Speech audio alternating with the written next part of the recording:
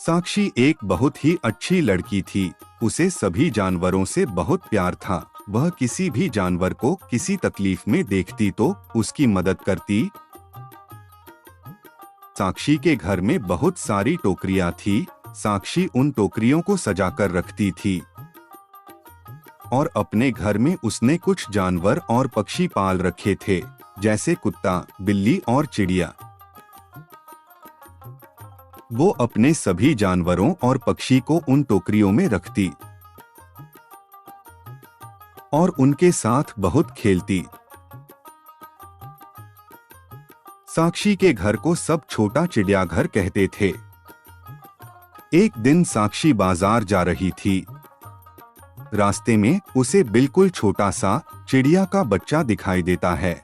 साक्षी जल्दी से जाकर उसे उठा लेती है और कहती है, वाह, ये कितना प्यारा है, लेकिन इसकी माँ तो कहीं दिखाई ही नहीं दे रही है। साक्षी उस बच्चे की माँ को बहुत ढूंढती है, लेकिन उसे माँ नहीं मिलती। साक्षी उसे अपने घर ले जाती है, लेकिन साक्षी के पास उसके लिए कोई टोकरी नहीं होती। वह उसके लिए बाजार में बहुत सारी टोकरी देखती है, लेकिन उसे कोई टोकरी पसंद नहीं आती। वह मायूस हो जाती है और घर वापस आ रही होती है। तभी उसे मंदिर के बाहर एक बहुत ही सुंदर टोकरी दिखाई देती है। कितनी सुंदर टोकरी है, लेकिन इसे ऐसे कौन छोड़ गया? मैं पंडित जी से पूछकर ये टोकरी घर ले जाती हूँ। साक्षी मंदिर के अंदर जाती है और पंडित जी से पूछती है, पंडित जी, क्या मैं ये टोकरी ले जाऊं? हाँ बिटिया, वैसे भी ये यहाँ पड़ी ही तो है, पता नहीं कौन छोड़ गया। साक्षी वो टोकरी घर ले जाती है और उसमें छोटा सा बिस्तर लगाती है और उस बच्चे को उसमें रखती है। जैसे ही वह बच्चा उस टोकरी में जाता है, वह इंसानों की भाषा में बात करने लगता है और बाहर आते ही फिर से वैसा ही हो जाता है। साक्षी चौंक जाती है और सोचती है, ये कैसी टोकरी है? एक काम करती हूँ, किसी और जानवर को इसमें डालती हूँ। साक्षी अपनी बिल्ली को उस टोकरी में रखती है। जैसे ही बिल्ली उस टोकरी में जाती है, वो भी इंसानों की भाषा में बात करने लगती है।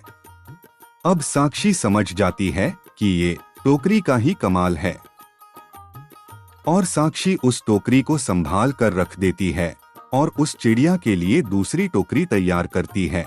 लेकिन जब भी साक्षी को किसी जानवर से बात करनी होती है, साक्षी उन्हें उस टोकरी में डाल देती है। साक्षी को बहुत अच्छा लगता है जब जानवर साक्षी को अपने मन की बात बताते हैं। एक दिन पड़ोसी साक्षी को अपनी बिल्ली और सभी जानवरों से बात करते देख लेता है। वह सोचता है साक्षी के पास जो जानवर हैं वह बोल सकते हैं। क्यों ना मैं इन जानवरों को चुराकर चिड़ियाघर में बेच दूं, मुझे बहुत सारे पैसे भी मिलेंगे, क्योंकि बोलने वाले जानवर किसी ने देखे ही नहीं होंगे।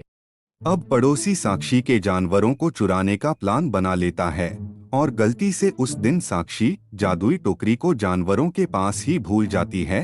अब रात को पड़ोसी चुपके से जानवरों को चुराने के लिए आता है और जैसे ही वह जानवरों को चुराने के लिए हाथ लगाता है, वह बिल्ली बन जाता है और उसको देखकर सारे जानवर आवाज करने लगते हैं। साक्षी भागकर वहां आती है। क्या हुआ? तुम सब इतना तेज क्यों चिल्ला रहे हो? इतने में उसकी नजर दूसरी बिल्ली पर पड़ती है और साक्षी सोचती है, ये कहाँ से आई? साक्षी उस बिल्ली को टोकरी में बैठाती है और उससे पूछती है, वो कौन है? मैं तुम्हारा पड़ोसी हूँ। मैं तुम्हारे जानवरों को चोरी करने आया था, लेकिन पता नहीं कैसे मैं बिल्ली बन गया। इतने में टोकरी में से आवाज आती है, ये सब मैंने किया है।